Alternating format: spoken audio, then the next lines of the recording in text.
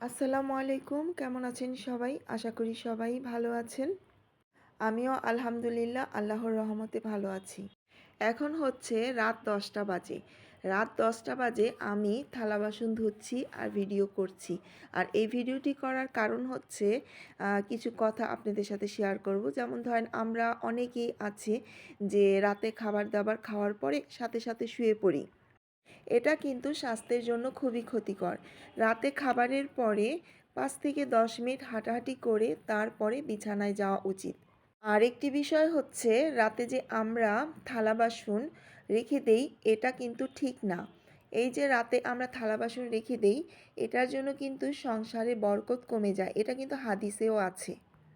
তাই রাতে খাবার দাবারের পরে আমরা যদি একটু কাজ করি তাহলে আমাদের খাওয়ার পরে সাথে সাথে বিছানায় শোয়াও হলো না, আমাদের থাল বাসনও ধোয়া ধোয়া হয়ে গেল, আবার আমাদের একটু হাঁটাহাঁটি বা একটু মানে কাজ করলে একটু ব্যায়ামের মতো হয়ে যায়। আগে যখন আমি বিষয়গুলো জানতাম না তখন আমি রাতে থালা বাসন রেখে দিতাম, তারপর খাবারের পরে সাথে সাথে শুয়ে পড়তাম। কিন্তু আমি যখন বিষয়গুলো জানি তখন থেকে আমি আর খাবারের পরে সাথে সাথে বিছানায় যাই না, ৫ থেকে ১০ মিনিট হাঁটাহাঁটি করি বা ঘরের টুকটাক কাজ করি। আর থালা বাসনও আমি জমিয়ে রাখি না, যেহেতু এটা ভালো না সংসারের জন্য। সংসারের বরকত কমে যায়। প্রতিদিন খাবার শেষ হওয়ার পরে থালা বাসন যে জমে থাকে সেগুলো ধুয়ে ফেললে, তারপরে সিঙ্কটা একটু পরিষ্কার করে ফেললে, টুকটাক ঘরের কাজ করলে ব্যায়ামের মতো হয়ে যায়। খাবারের পরে যতটুকু পারবেন একটু হাঁটাহাঁটি করবেন, একটু ঘরের কাজ করবেন। তারপরে ১০-১৫ মিনিট কেন, পারলে ৩০ মিনিট পর বিছানায় গিয়ে শুয়ে পড়বেন। এটা স্বাস্থ্যের জন্য আরও ভালো। অনেকেই আছে রাত ১২টা, ১২:৩০, ১টা বাজে রাতের খাবার খায়। এটা যে স্বাস্থ্যের জন্য কতটুকু ক্ষতিকর এটা যদি তারা জানতো তাহলে তারা কখনোই এই কাজটি করতো না।